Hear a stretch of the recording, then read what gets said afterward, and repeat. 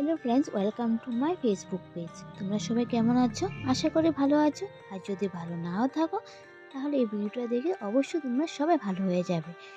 এই ভিডিওটা হচ্ছে আমাদের ত্রিপুরার বিখ্যাত ত্রিপুরেশ্বরী মন্দির, বা আমরা মাতাবাড়ি মন্দিরও বলে থাকি। তো কালকে একটু গিয়েছিলাম মায়ের দর্শনের জন্য। তো ভাবছি আমি যেহেতু দর্শন করতে গিয়েছি, তোমাদেরকেও একটু দর্শন করার সুযোগ করে দিই। আমাদের ত্রিপুরেশ্বরী মন্দির আগের থেকে আরও অনেক চেঞ্জ হয়ে গেছে, সেটাই আজকে তোমাদেরকে পুরোটা ঘুরে দেখাবো। তা আগে ভাবছি আগে মায়ের দর্শনটা আমি করে নিই, তারপর তোমাদেরকে পুরো মন্দিরটা দেখাবো। তো প্রথমে আমি ভাবছি, ও বলছিল আগে পুজোটা সেরে নাও, তারপর না হলে ফটো যা যা করবে ভিডিও করবে সেটা করে নেবে।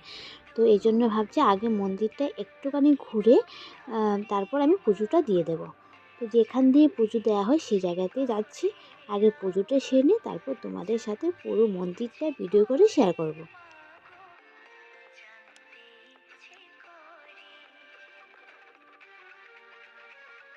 আরও অনেকবার মায়ের দর্শন করতে এসেছিলাম, কিন্তু এবার হচ্ছে মাকে একদম মন ভরে দেখতে পেয়েছি।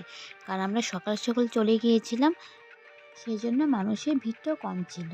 তো এই জন্য আমি ভাবলাম এতটা সুযোগ পেয়েছি, মার একটা ভালো করে ভিডিও করে নিই।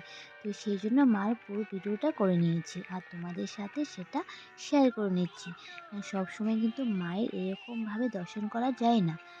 তো মায়ের কাছে পুজো সেরে তারপর মায়ের পুজো শেষ করে মন্দিরটাকে 3বার রাউন্ড দিয়ে দিলাম।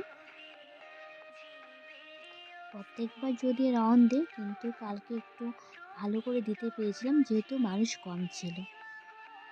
তারপর পুজো শেষ করে ভাবলাম চলো মায়ের সাথে একটু ভিডিও করে নিই, কিন্তু দেখতে পেলাম আস্তে আস্তে খুব ভিড় জমে গেছে। তো ভাবলাম ঠিক আছে, অনেকটা ভিডিও করার সুযোগ পেয়েছিলাম, তো ভাবলাম এখন চলে যাই এবং মন্দিরটা ভালো করে ভিডিও করে নিই। তো ভাবলাম ওর সাথে তো একটা ভিডিও করা হয়নি, চলো তোমার সাথে একটা ভিডিও করে নিই। কারণ ও তো আমার ভিডিও করছিল, সেই জন্য ওকে ভিডিওতে দেখা যায়নি। তো ভাবলাম আসো আমি একটু ভিডিও করে নিই তোমার সাথে। তা ও বলছিল পুরো মন্দিরটা একটা ভিডিও করে নিও ভালো করে।